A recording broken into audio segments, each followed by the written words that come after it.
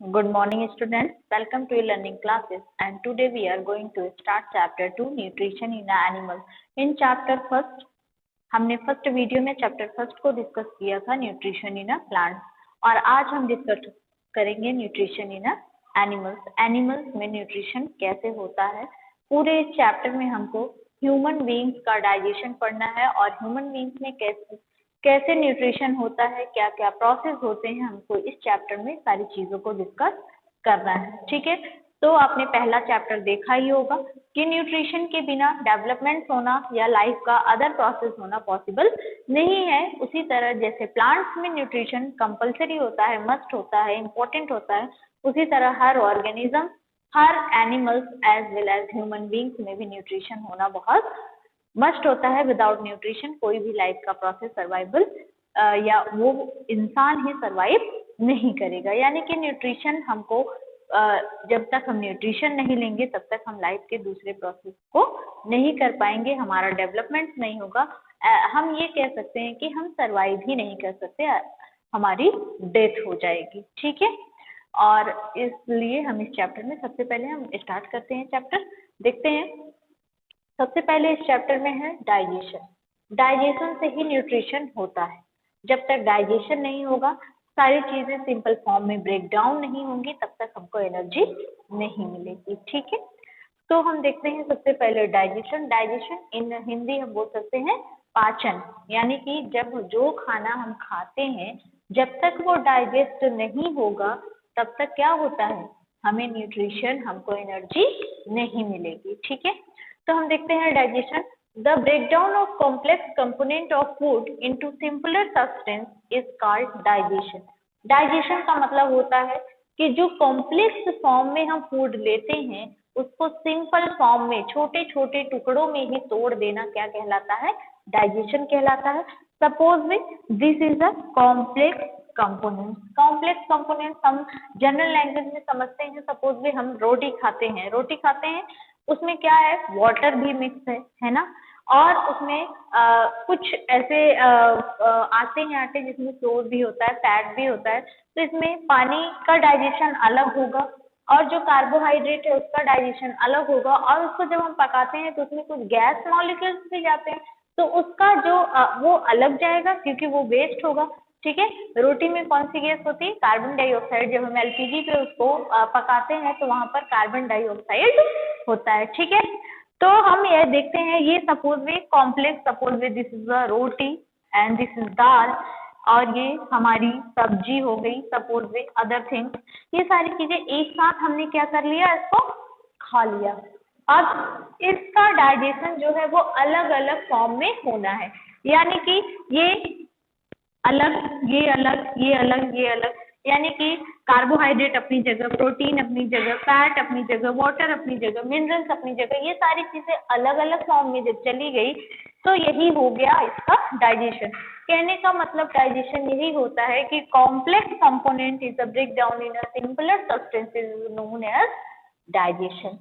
Clear हो गया, यानी कि हम जो भी कॉम्प्लेक्स चीजों को खा लेते हैं वो उस फॉर्म में हमारी बॉडी उसको एक्सेप्ट नहीं करती है, वो स्मॉल पार्टिकल्स में, छोटे छोटे पार्ट्स में वो टूटती है, छोटी यूनिट में जब टूटती है तो उस फॉर्म में हमारी बॉडी उसको एक्सेप्ट करती है। ठीक है, हमको डाइजेशन हमको समझ में आ गया कि जो कॉम्प्लेक्स चीजें होती हैं वो सिंपल फॉर्म में टूटती है। अब हमको इस चैप्टर में जो हमारा पूरा फंडामेंटल है इस चैप्टर में पढ़ने के लिए वो है digestion in a human being.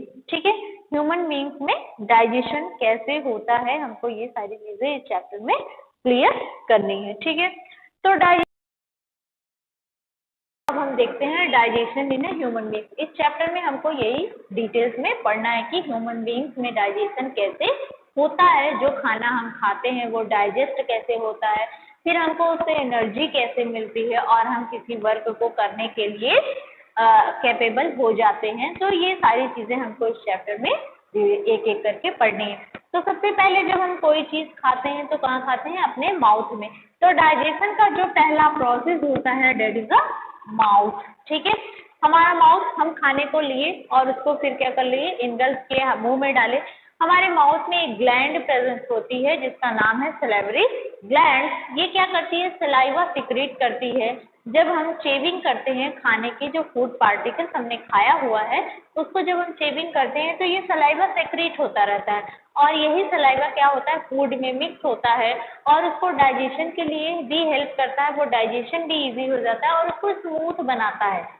Smooth क्यों बनाता है अभी थोड़ी देर बाद हमको ये भी पता चल जाएगा।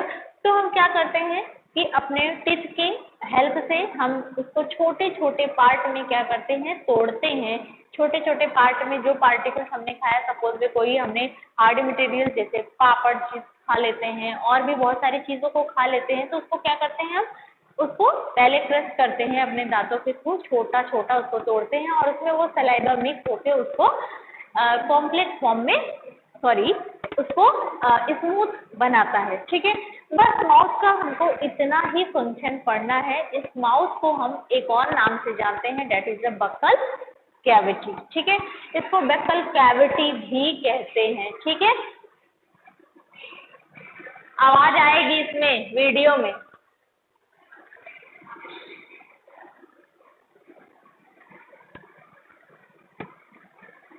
ठीक है, तो माउथ को हम एक और नाम से जानते हैं जो कि बक्कल कैविटी। कैविटी मीन्स होता है गुहा और बक्कल यानी कि हमारा जो ये माउथ है इसको हम बक्कल कैविटी के नाम से भी जानते हैं। तो माउथ में हमको बस इतना ही पढ़ना था। माउथ में हम फूड को लेते हैं और सलाइवरी ग्लैंड्स होती है जो कि सलाइवा सेक्रेट करती है और यही सलाइवा हमारे फूड को स्मूथ बनाता है।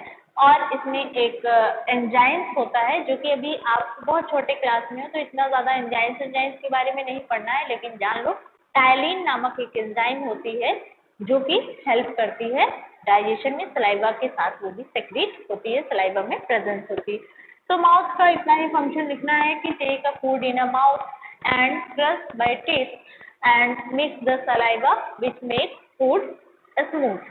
ठीक है, इतना फूड स्मूथ क्यों बना लिया, क्योंकि हमारा सेकेंड स्टेप जो डाइजेशन का है डेट इज फूड पाइप। यहाँ से यहाँ तक का जो स्ट्रक्चर यानी कि माउथ के बाद अब एलिमेंट्री कैनाल बुक हम अपने पास आप अपने पास रखिए और वहाँ देखिए, वहाँ इस तरह का स्ट्रक्चर आपको दिखाई दे रहा होगा। तो उसको फूड पाइप का सेकंड नेम भी है, ओइसोफेगस भी इसको बोलते हैं। तो या ये बोला जाए वाई ओइसोफेगस या फिर फूड पाइप, तो बात एक ही चीज की हो रही है, बस नाम दो। जैसे किसी किसी के निकनेम भी होते हैं घर पे, है ना, दो नाम हुए, स्कूल का नाम अलग होता है, घर का नाम अलग होता है, तो इसके भी दो नाम है, जिसको जो अच्छा लगे वो बुला सकता है, चाहे फूड पाइप चाहे ओइसोफेगस। इसका बस इतना सा काम होता है कि जो हमारी टंग होती है वो खाने की पार्टिकल जो खाना हमने खाया है उसको पुश कर देती है ओइसोफेगस में और ये ओइसोफेगस क्या करता है, उसको पहुंचा देता है कहाँ पर, स्टमक के पास पहुंचा देता है। अब यानी कि फर्स्ट स्टेप हो गया, सेकेंड स्टेप हो गया, यानी इंजेशन हो गया। ये दोनों प्रोसेस इंजेशन में ही आ गए, यानी खाने को क्या किया।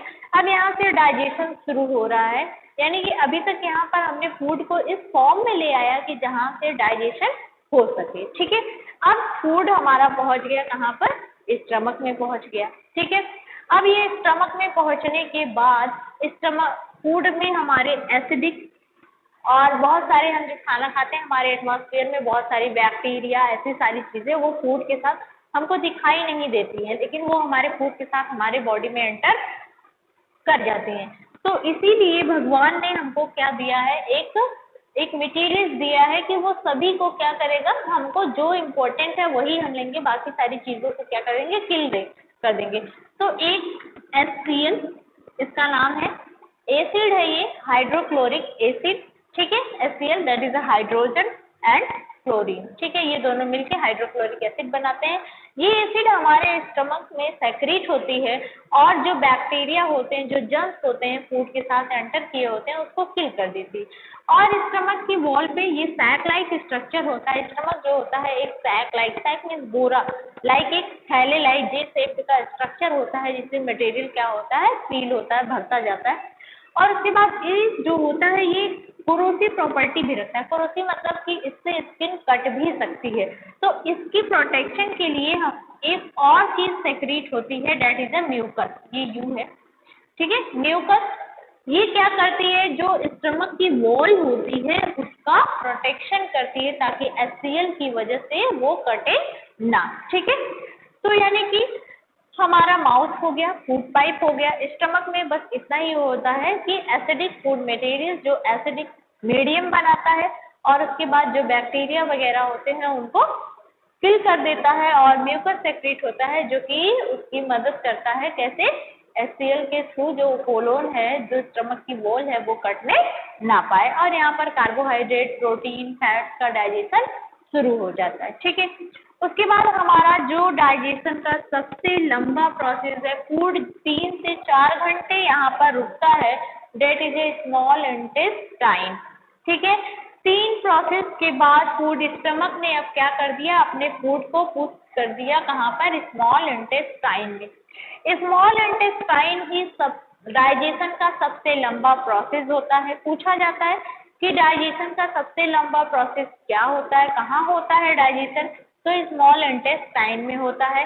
स्मॉल इंटेस्टाइन में फूड लंबे समय तक रहता है, वहाँ पर कार्बोहाइड्रेट जो है वो ब्रेक डाउन हो जाता है ग्लूकोज स्टार्च में और उसके बाद जो फैट है हमारा वो फैटी एसिड एंड ग्लिसरॉल में टूट जाता है, प्रोटीन जो है वो अमीनो एसिड में टूट जाता है और सारी चीजें यहाँ पर कंप्लीट डाइजेस्ट हो जाती हैं सिर्फ पानी को छोड़ के। पानी को क्या करना है, पानी यहाँ पर, और हाँ ये काफी लंबी होती है, कॉइल्ड होती है, इस तरह से इसका स्ट्रक्चर होता है। ठीक है, इस तरह से 7.5 मीटर ये आपकी बुक में है, कहीं कहीं पर ये डिफरेंस नंबर दिया होता है, 6.5 मीटर दिया होता है, 7 मीटर दिया होता है, तो इसको अभी आपको एनसीईआरटी 7.5 मीटर मानी है, तो आपको इतना ही जानना है कि स्मॉल इंटेस्टाइन की जो लेंथ होती है वो 7.5 मीटर होती है। अब इसके बाद यहाँ पर कंप्लीट डाइजेशन हो गया, carbohydrate fat protein minerals vitamins waters बचा हुआ है, सारी चीजों का डाइजेशन हो गया और यहाँ पर जो एनर्जी थी वो एब्जॉर्ब हो जाती है, यहाँ पर रुक जाती है।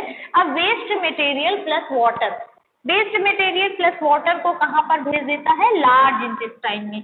अब लार्ज इंटेस्टाइन 1.5 मीटर की होती है। अब ये कि ये तो 7.5 मीटर की थी, इसका ये स्मॉल इंटेस्टाइन इसका नाम रखा गया है और ये 1.5 मीटर की है, इसका नाम लार्ज इंटेस्टाइन रखा गया है। तो यानी ये लार्ज इंटेस्टाइन जो है ये इसकी चौड़ाई के आधार पर रखा गया है, लंबाई के बेस पर नहीं रखा गया है। ठीक है, तो कभी कभी पूछा जाता है कि इसकी नेमिंग किसके बेस पर की गई है, तो इसकी नेमिंग लेंथ के नहीं बल्कि इसकी जो चौड़ाई है उसके आधार पर इसकी नेमिंग की गई है। लार्ज इंटेस्टाइन वाटर को एब्जॉर्ब कर लेता है, बाकी और कुछ बचा ही नहीं, स्मॉल इंटेस्टाइन ने सब कुछ ले लिया है, सारी चीजें उसने डाइजेस्ट खुद ही कर दी है, कुछ बचा ही नहीं। तो वो क्या करता है, लार्ज इंटेस्टाइन वाटर को एब्जॉर्ब करता है, बाकी वेस्ट मटेरियल को रेक्टम, ये लास्ट इसका जो पॉइंट होता है डेट इज द रेक्टम, ये रेक्टम में क्या करता है, रेक्टम के थ्रू ये रेक्टम जो होता है एनस से कंटेन होता है यानी कि अटैच होता है और ये रेक्टम के थ्रू सारे वेस्ट मटेरियल को एनस में भेज देता है और यही एनस जो होता है आउटसाइड ऑफ द बॉडी। ठीक है, जितने वेस्ट मटेरियल होते हैं उनको आउटसाइड करता है, एक्सक्रीशन जिसको बोलते हैं। तो ह्यूमन बींग्स में ये प्रोसेस होते हैं। ठीक है, इसी को आपको बुक में पूरा पढ़ना है और ह्यूमन बींग्स का डाइजेशन, इससे जितने सारे आपके जो क्वेश्चन इस चैप्टर से बनते हैं वो इसी बेस्ड पर बनते हैं। अब इसमें डाइजेशन जो हुआ कुछ और फंडामेंटल्स हैं, कुछ और टॉपिक हैं जो इसी के बीच वर्क करते हैं, अपना इम्पोर्टेंट रोल प्ले करते हैं। देखते हैं वो क्या है, लीवर। ठीक है, लीवर सबसे लार्जेस्ट ग्लैंड होती है हमारी बॉडी में, रेडिश कलर की होती है। ठीक है, इसमें एक ये क्या करता है, बाइल जूस का सेक्रेशन करता है जो कि ये गाल ब्लैडर में स्टोर्ड होता है। गाल ब्लैडर एक स्टोरेज सैक है जिसमें कि बाइल जूस सेक्रेट होता है और बाइल जूस जो होता है वो फैट, मेनली जो होता है वो फैट के डाइजेशन में हेल्प करता है, लेकिन ये कार्बोहाइड्रेट प्रोटीन भी डाइजेस्ट होता है ऐसा नहीं है, लेकिन मेनली जो होता है bile juice that is a help in the digestion of a fat. Fat के डाइजेशन में इसका मेन इंपॉर्टेंट रोल होता है किसका, बाइल जूस का। बाइल जूस सेक्रेट करता है लीवर हमारा और ये स्टोर्ड होता है गाल ब्लैडर में। ठीक है, अब ये विली, मैंने ये कहाँ से आया विली, ये स्मॉल इंटेस्टाइन का जो ये स्ट्रक्चर दिखता है यहाँ पर इस तरह का एक फिंगर लाइक, ये हमारी फिंगर दिख रही है, इस तरह का ये वैली बनी होती है और इस तरह के स्ट्रक्चर होते हैं। ये एब्जॉर्प्शन रेट को बढ़ाने के लिए ऐसा स्ट्रक्चर वहां पर प्रेजेंट होता है। जब डाइजेशन होता है, एनर्जी जब आती है तो ये चीजें फैल जाती हैं और इसमें वो एनर्जी को स्टोर कर लेता है। ये 1000 ऑफ फिंगर लाइक आउटग्रोथ, यानी कि ये 1000 से भी ज्यादा होती हैं और इसको क्या बोलते हैं, विली बोलते हैं। ठीक है, ये बहुत बार क्वेश्चन पूछा जाता है कि what is the functions of villi and villi है क्या।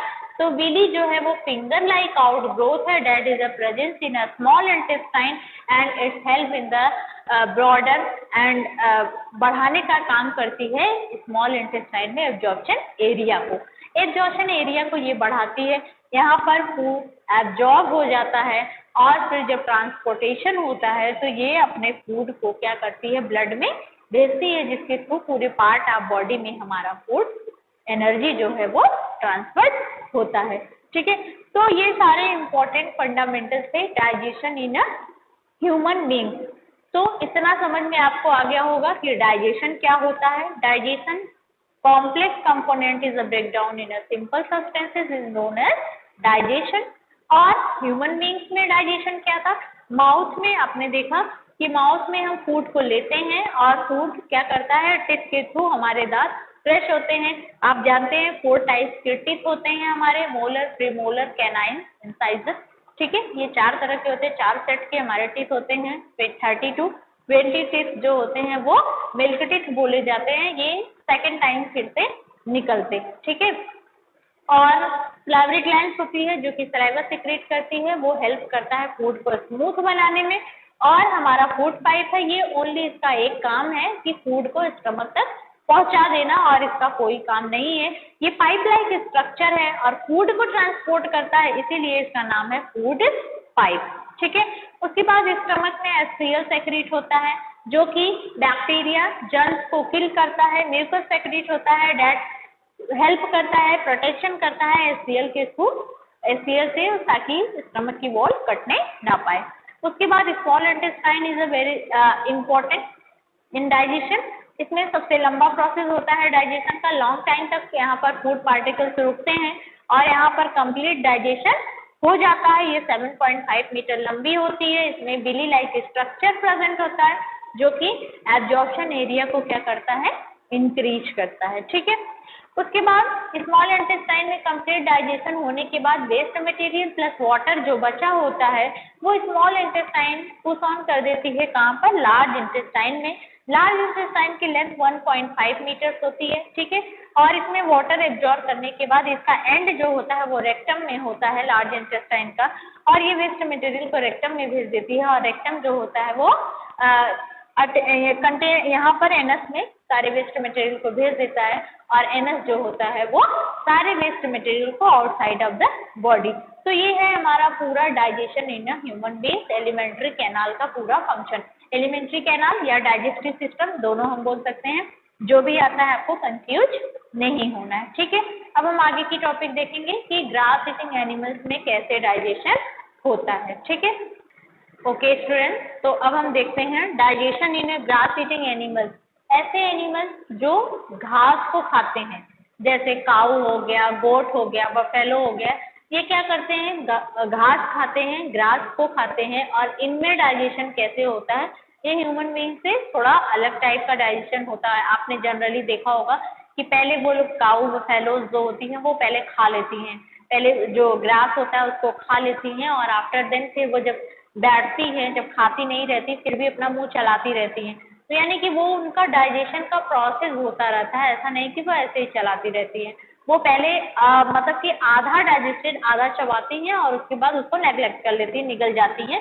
और उसके बाद जब वो बैठती हैं, उनका पेट भर जाता है, उनको आइडियाज हो जाते हैं कि अब इतने में हमारा डाइजेशन हो जाएगा, तो वो बैठती हैं और उसका फिर कंप्लीट डाइजेशन करती हैं। तो हम देखते हैं कि जो कार्बोहाइड्रेट हम खाते हैं, इनका कार्बोहाइड्रेट वैसा नहीं होता। जैसे हमारे अंदर स्टार्च, माल्टोज, फ्रक्टोज, ग्लूकोज, ये सारी चीजें डाइजेस्ट हो सकती हैं, लेकिन इनकी बॉडी में जो कार्बोहाइड्रेट होता है, ग्रास में जो कार्बोहाइड्रेट होता है, वो कॉम्प्लेक्स टाइप का कार्बोहाइड्रेट होता है, डेट इज अ सेलुलोज।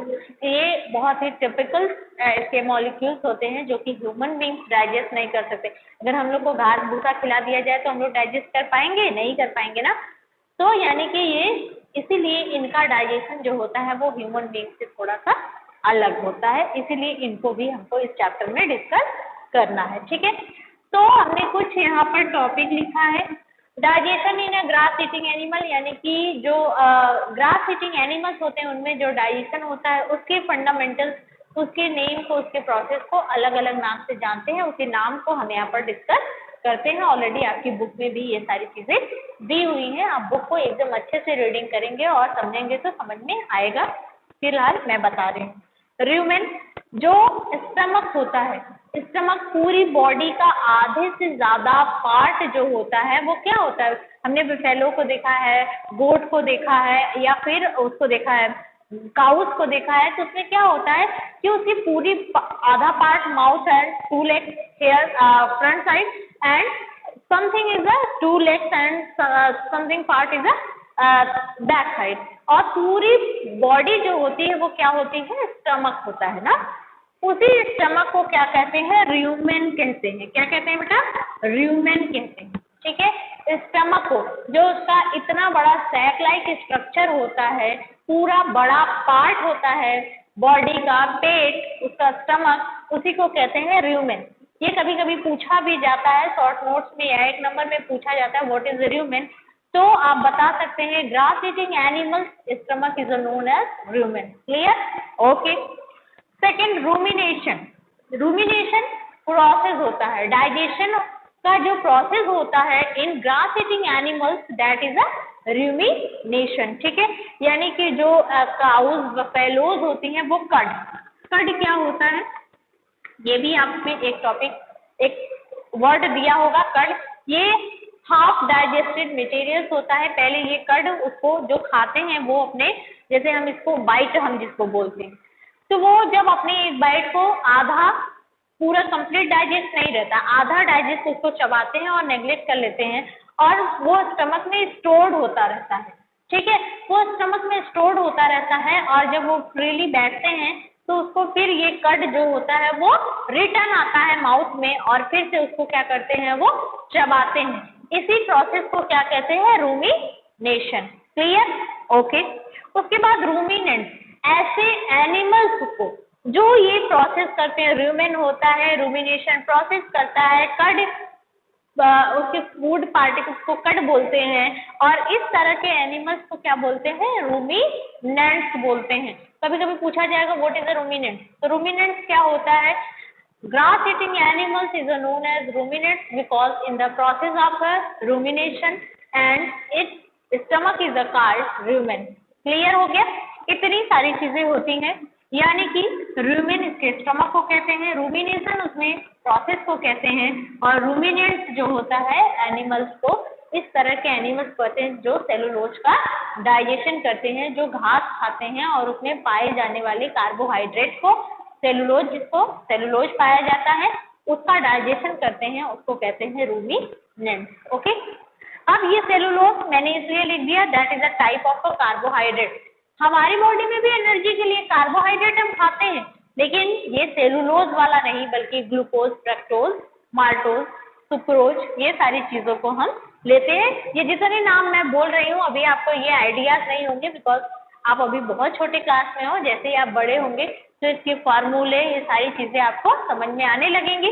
आपको बस नाम याद कर लेना है कि हमारे अंदर ग्लूकोज का डाइजेशन होता है, और जो रूमिनेंट्स होते हैं वो सेलुलोज टाइप ऑफ कार्बोहाइड्रेट को डाइजेस्ट कर लेते हैं। ह्यूमन बीइंग्स इसको डाइजेस्ट नहीं कर सकते, क्योंकि हमारी बॉडी में वो बैक्टीरिया, वो एंजाइम्स ही नहीं पाए जाते जो सेलुलोज का डाइजेशन कर सकें। ठीक है?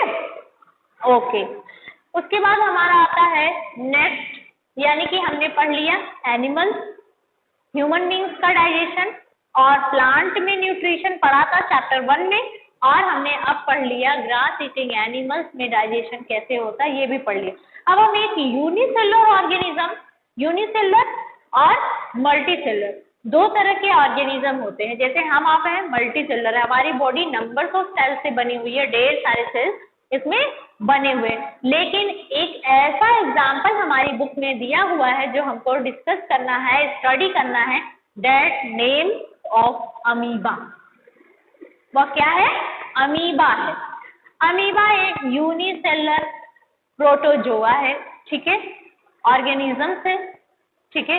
ये यूनिसेलर हमारा बहुत ही प्रिमिटिव, यानी कि इसको पहले डिस्कवर्ड किया। ये यूनिसेलर, इसमें फीडिंग कैसे होती है, ये फीड कैसे करता है, चलता कैसे है, इसमें डाइजेशन कैसे होता है, इसको हमको पढ़ना है। यूनिसेलर ये अमीबा के बारे में हमको इसलिए पढ़ना है क्योंकि आगे तक हमको इस चीज को लेके जाना है। अमीबा हमारा पीछा छोड़ने वाला नहीं है, ये हमारे साथ चलता ही रहेगा। इसको हमें हमेशा इसके डाइजेशन को पढ़ना है। ये 10th क्लास में भी इसके न्यूट्रिशन को हमको पढ़ना है कि अमीबा में न्यूट्रिशन कैसे होता है। अमीबा में भी सारे वैसे ही प्रोसेस होते हैं जैसे ह्यूमन बींग्स में होते हैं, इंजेशन, डाइजेशन, एब्जॉर्प्शन, एक्सक्रीशन, ठीक है, इजेशन, इस प्रोसेस में इजेशन।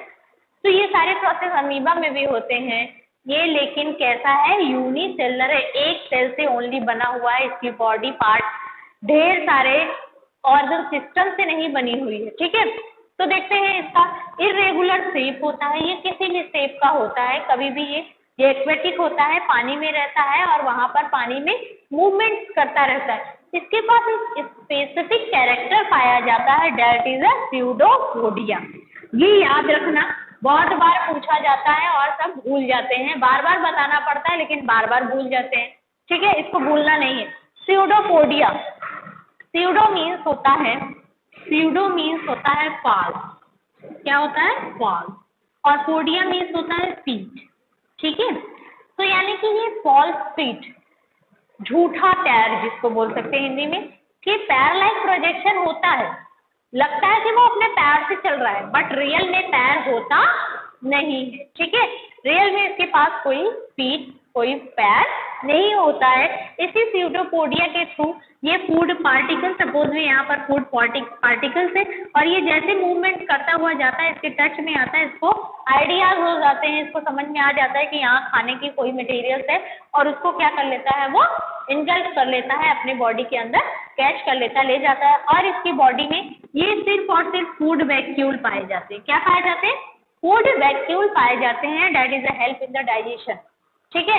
ये डाइजेशन में हेल्प करते हैं और इसके पास कोई डाइजेस्टिव सिस्टम नहीं है, कोई ट्रांसपोर्टेशन के लिए सर्कुलेटरी सिस्टम नहीं है, कोई एक्सक्रेटरी सिस्टम नहीं है। यही इसकी बॉडी जो है वो सारे सिस्टम का काम करती है। उसके पास इसके एक न्यूक्लियस होता है और ये सारे साइटोप्लाज्म इसकी बॉडी में न्यूक्लियस ही, न्यूक्लियस को ब्रेन ऑफ द सेल कहते हैं। आगे आप पढ़ेंगे, अभी आपको नहीं पढ़ा होगा, नहीं पता होगा। तो ये न्यूक्लियस जो होता है ये पूरे सेल को कंट्रोल करता है कि कब क्या काम करना है।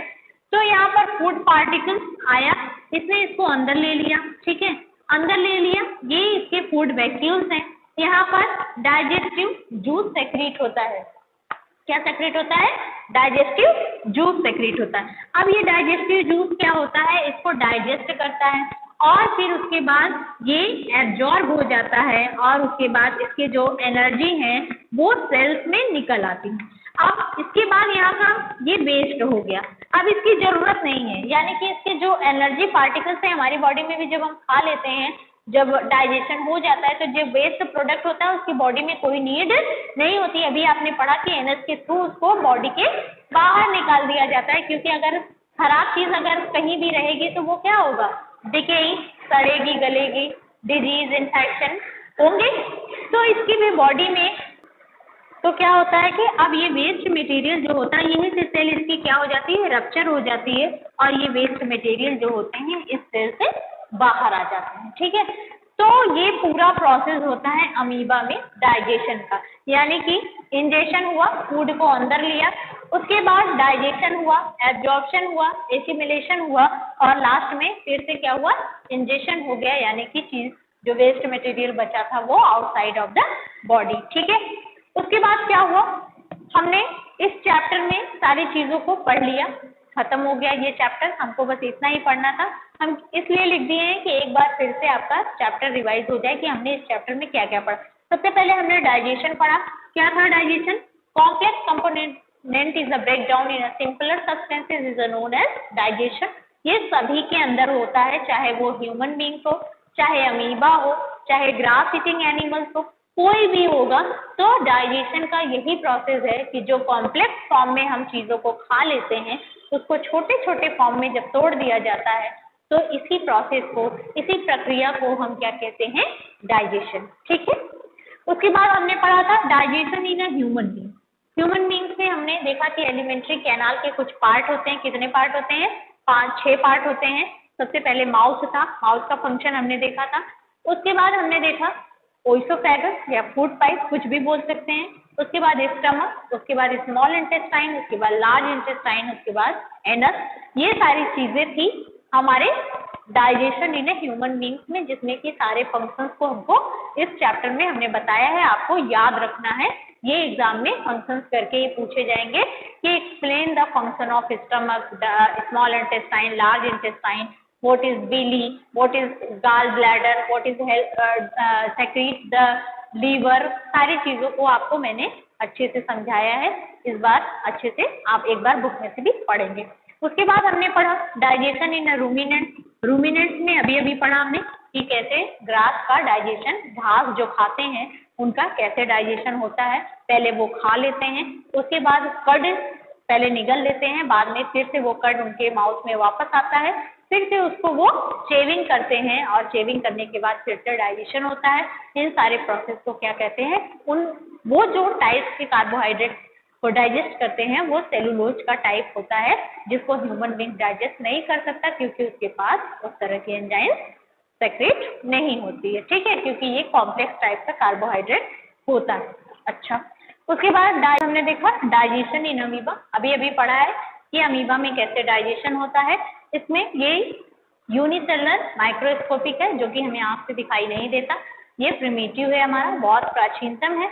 और इसमें क्या होता है, ये स्पेसिफिक कैरेक्टर होता है क्यूडोपोडिया, जो कि लोकोमोशन, चलने में और फूड को कैप्चर करने में इसकी हेल्प करता है। और डाइजेशन यानी कि फूड पार्टिकल्स अंदर जाता है और उसके बाद उसका डाइजेशन होता है, एसिमिलेशन होता है, और जो वेस्ट मटेरियल होता है वो सेल बॉडी रप्चर होती है और उसे आउटसाइड ऑफ द बॉडी। ठीक है, तो हमने इस चैप्टर में इन सारी चीज़ों को बहुत अच्छे से पढ़ा। आई होप कि ये चैप्टर आपको समझ में आया होगा। एक बार में नहीं समझ में आए तो दोबारा आप वीडियो देख लेना और उसके बाद आप बुक को अच्छे से पढ़ना। जो भी डाउट है उसको आप अपने टीचर से क्लियर कर लेना। Okay, thank you class.